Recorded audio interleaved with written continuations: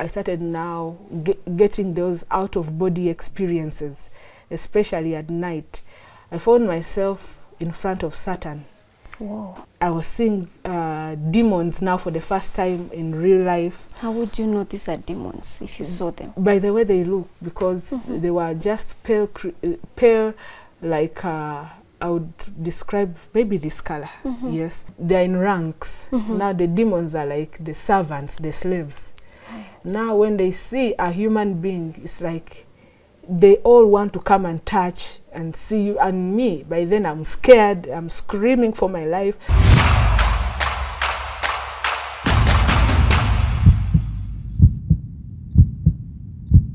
At 8 years, Erica Mukisa was introduced to witchcraft by her grandmother, and for 18 years she served Lucifer. And today she's going to give us a life testimony of how she broke free from those dark forces, and also she'll explain to us how to protect ourselves from dark forces. Welcome to today's episode of Candid with Yvonne. Welcome to the show. Thank you. All right, so let's start from the beginning. I know you're not Kenyan, so which part of Uganda do you come from? I'm from Uganda, Jinja. Jinja. Yes. How was life growing up? Life growing up was good for me up to a certain point when I started now experiencing spiritual attacks. But I grew up in a Christian family. Right. My dad and mom were born again. The only thing I remember, most of the things I remember about childhood is my dad loved my mom so much. So they really took good care of us until when we started now visiting our relatives. Yeah, that's when I started getting a glimpse of the other side of life, you know. That's when I started now realizing that life is spiritual. Right. My grandmother, the mother to my dad, was a high-level sorcerer. And that was her way of living. She thought that that was the family way of surviving, because she was making money out of it. She would get people from different circles of life, politicians, musicians, businessmen, consulting with her, and all that would bring money to the family. So she started now controlling the community because of her powers and influence. And to her, that was life. That was a way of living, because she grew up seeing our great-grandparents practicing sorcery, and she also had to buy some powers and to add to what we had in the family. Yeah, so that was her way of living. When you're saying controlling the community, area, what do you mean? I think, I don't know how, if here in Kenya people have heard of rainmakers, like people who, like when somebody is going to have a concert, there are some people they have to consult so that on that day it doesn't rain. So my grandmother was that kind of person who people would consult, because if they were going to stage, let's say, a show in our area and she has not been consulted, that day it would rain. So people used to take sacrifices to her. They used to take money, businesses. If a person wanted to have influence in that area, they had to be in good terms with her. Yeah. Wow. So for her, that was the way of living that she knew. And being her only granddaughter, she wanted me to inherit after her. So my dad rebelled against my grandmother when he was about 18, because he got saved that time. And according to my grandmother, my dad was like a prodigal son, because he rejected the family witchcraft. Now, she knew very well that my father had an idea of what she was involving herself into, and he never wanted me to be part of it. So, because I had to visit her during holidays, she started the process of initiating me from when I was young. So the time I got to know that my grandmother is initiating me into her witchcraft is when she took me to a graveyard. And on that graveyard, she introduced me to the ancestors, ancestral spirits, like she started naming the lineage. I'm so and so, daughter of so and so, you know. So I brought my granddaughter so that when I die, you work with her, just like you've worked with me. How old were you at this time? That time I was 8. So now, that's when it dawned that, hey, grandmother is deep, because I was hearing voices from the grave. And it was at a point where I could not do anything. I was now helpless because she had already been initiating me. So now this opened up my life to astral projection. What does that mean? It means a person getting out of their body and being sent for missions, because we are spirit beings in as much as we are in our bodies. So I started now getting those out of body experiences, especially at night. And as a child, it opened my life up to fear. I was always scared of everything. And it started now affecting my performance, because I used to perform very well in class. But now, because of that, I started falling sick all the time. I was very frightened of everything. Then my habits also in class changed to a point that even the teachers were scared of disciplining me. Why? Is because if they punished me in case I did something wrong, I would attack them at night. Oh Lord, would they know it's you? They would see me and they think they are dreaming. Like for example, I hit a teacher at night. She beat me in class. I beat her in her sleep. She woke up, the eye was swollen. And you know, there's no way you can explain to another teacher that my eye is swollen because of my student. They'll say, you have something against that student. Right. Yeah, so it happened like that. So now, because now teachers were afraid of disciplining me, I was experiencing different changes in my body. I was afraid of things. I would just be in a room and start screaming, and my parents come and I'm telling them some things I was able to see, and they don't understand it, because many Christians don't understand that life, actually not only Christians, but people don't understand that life is spiritual. Yeah. So my mom started counseling me. They started, they didn't know much of spiritual warfare by then. Yeah, so until I was 11, I started doing things that are beyond my age. For example, going to schools and asking for, like, I went to a certain school and I spoke to the headmistress and I requested her to allow me join the school without my parents. And that's the school I had been wanting to go to. At 11? Yes. So when I convinced her, she requested me to invite my parents to the school, Victoria Nile Primary School, and then I joined. Yeah, but people were wondering the things I was doing. They were not for a child. It got to a point where I started now becoming a threat to my grandmother, because she initiated me, but I started now becoming stronger than her. Yeah, and even her mother had initiated her, and at some point she became stronger, and they ended up having a fight, and her mother died in the process. So you would say she's the one who killed the mom? Yes. Oh Lord. So she saw me as a threat. Now she's the one who initiated me, and now she had turned me into her enemy. So my life became worse because I was sickly, until when that time when I joined that school, I went for holidays at my auntie's place. My dad has a sister. My auntie is an influential person because she's in the medical sector, and she's also into sorcery. It's just recently that she's beginning to realize that these things they are useless. So she's also trying to come out. She's in the process. But she was working for reproductive health. Yeah, so she was working for the enemy, but in the medical sector. And they also wanted me to work and serve in the kingdom of darkness, because that's the way the family was surviving.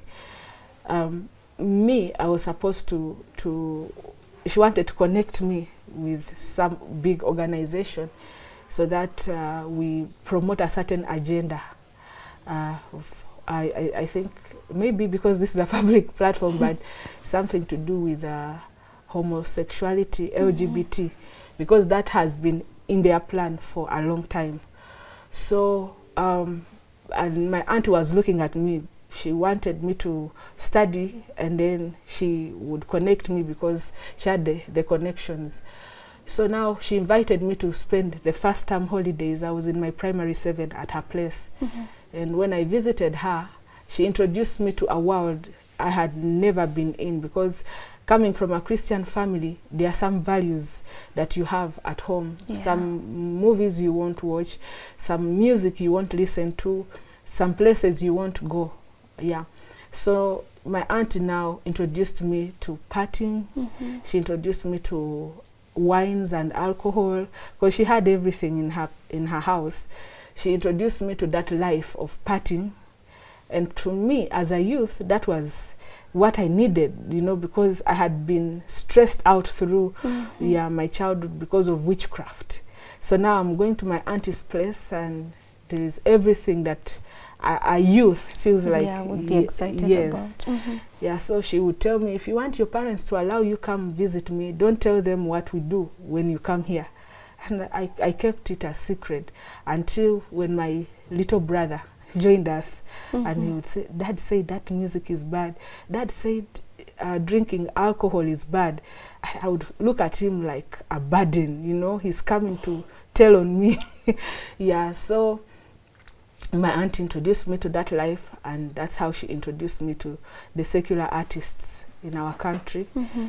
For me, I thought that was an opportunity, because these are people we would be watching on TV, and then radio, you listen to their music.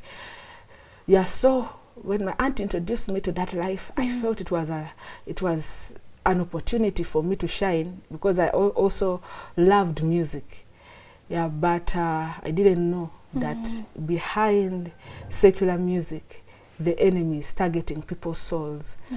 And I was also by then among the target. So when you were introduced to this secular artist, did you meet him, or did you the first time I met with his brother, and then there are some other friends of theirs. But me, because I loved this musician, I loved his music, by then he was trending. I longed to one day see him, until when we left my auntie's place, we went back home. I learned that he had a concert, and the venue was just next to our home. Actually, we documented the places. We were showing people the distance. So before they would stage any concert, they would move around advertising, and that would attract people to run towards their convoy to the venue. And I was among the people that were attracted to run with my little brother. It was against my parents' will, because they would always tell us not to follow strangers. But because people were running after the convoy, we were also tempted too. But we got to a place called St. Jude, and at that place, at that particular spot, is where I met that musician and his brother with their group. They had like 3 vehicles parked, and people were fighting to see him, because after he sang, he sat in his vehicle, and people were just, the crowd was, you know, gathering. And I managed to pull through the crowd. I wanted to see the musician and go back home, because I knew there was no way my parents are going to allow me to go to the concert. And what made it easier for me is I knew the brother. We had met through my auntie. So in the process of excitement, I felt, you know, like I used to astral project. I would get out of my body and come back into my body. This time, the experience was different. I just felt myself getting out of me, but I did not know how to explain, because I was feeling like now I'm getting into a trap. Oh. Yes, and I was holding my brother's hand, like, so, you know, like when you're scared. Yeah. Yeah. And then to make matters worse, we were pushed, you know, as the crowd is struggling. Yeah. And I go to the car. Getting to the car, instead of seeing this musician that I had gone to see, I was seeing myself inside the car with the musician. And then I'm standing out here, I'm looking at myself and my brother, and I'm wondering what's happening to me. Yeah. Yeah, so as I was still in that situation of wondering, this musician gets out through the open roof, and he tells me to enter the car with my brother. And my brother is holding my hand. He's like, no, don't. You don't have to enter this man's car. We don't know him. Daddy said don't enter a stranger's car. But because now my life is in bondage, everything they tell me to do, I do. Yeah, so from there we were struggling. We had a caretaker, someone who was taking care of us. She came, but even if she came for my body, my soul had already been caged. To a point that when we went home, physically, I fainted, but my soul was understanding everything, because we even passed by home. We went to Lake Victoria with this musician. Now, him physically, the first initiation was with my soul. Then later, I started now working with them, knowing what we were doing, because what the enemy targets in a person is the soul, because the soul, it has the mind, the emotions, the will, the intellect is in this. Everything we do comes from within us. Yes. Yeah, so now that's how we went to Lake Victoria. We went through the golf course. I've tried to document some of these things. Yeah, so we went through the golf course, and we went to a certain island on that River Nile. Yeah, and around that place is they show where John Speak stood and discovered. Is it River Nile or Lake Victoria? Something like, yeah. So that is the place where we went. So what happened when you got there? When we got there, to my surprise, I thought maybe what I had seen was enough, but I didn't know that I was now going deeper. You know, when we read the Bible, we read about Satan, we read about God, people just take things lightly. Yeah, sometimes when you're reading the fall of man, you're reading about a snake talking to a woman and things like that. You're like, maybe these are just stories. Yeah, that happened. Yes, yeah, maybe they just want to entertain us. Sometimes, you know, like in Sunday school, those drawings, I never took those things seriously until now, when we go to that place. And I saw this musician performing rituals on that River Nile, and then he started enchanting, and I saw the waters giving way. And in the process of the water giving way, something came from under the water. Later, I realized it was fish. The size of that fish, I could say, it swallows like about 15 people. Whoa. That's the size, yeah. But that water, even when I went to document, I think I'll show you some of the footage. But when I went to document, you would see that in that particular place, the water flows differently. It's like there is a hole right there. It's like there is a door. That no one can explain what happened. Even the tour guides, when they are explaining, they say, we don't understand what happened here, because the way it flows around this place is different. Yeah, so now this musician entered with me, and I found myself in a new world. Like I found myself in front of Satan. Whoa. I found now myself in a world. It's a world, a different world altogether, but full of like different activities. Everyone is busy. I was seeing demons now for the first time in real life. How would you know these are demons if you saw them? By the way they look, because they were just pale, like I would describe maybe this color, yes. And then like they are so primitive. You know, I can describe demons and fallen angels. because they're in ranks. Now the demons are like the servants, the slaves.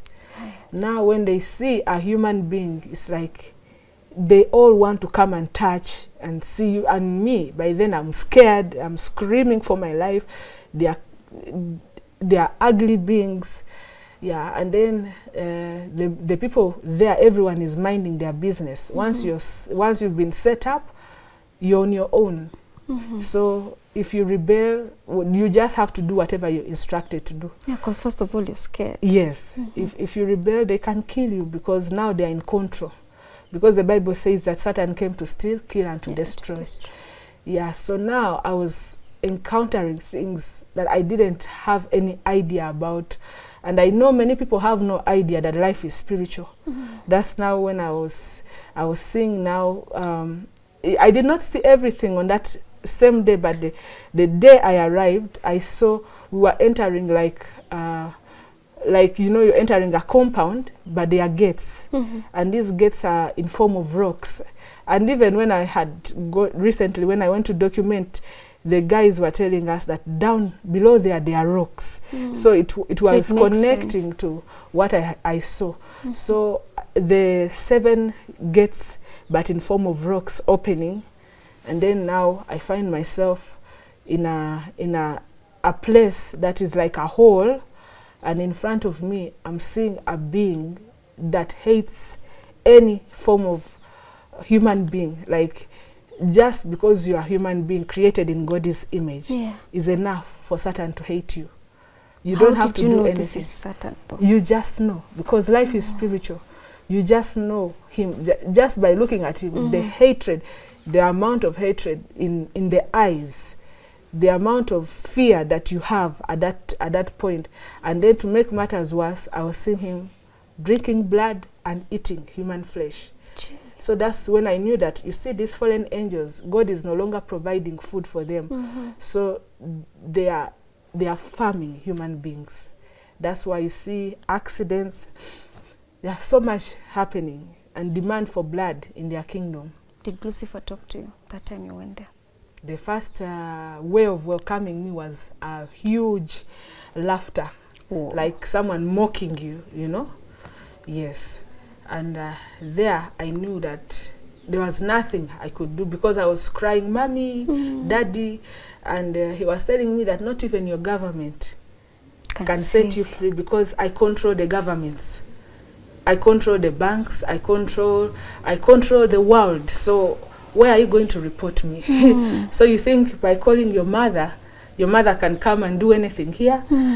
And I didn't know that in Zechariah 9:11, God had paved a way for me through the blood of Jesus. I had no idea that through prayer I could get delivered.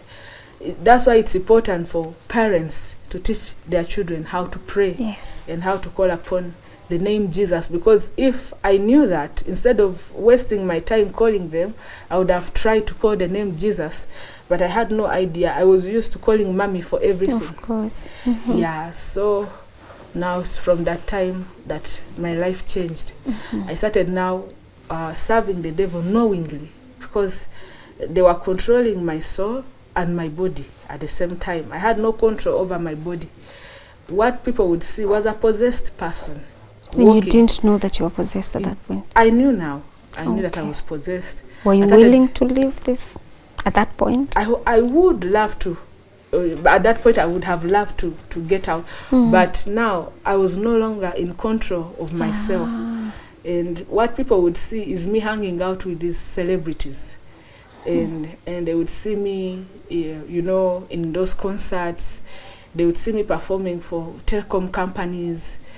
They would see me, you know, do things, but they wouldn't know that I was being controlled and I was serving the enemy until when I was 18. Yeah, so from 11 to 18. Before you tell us how you got set free, you're telling me that you were serving the enemy.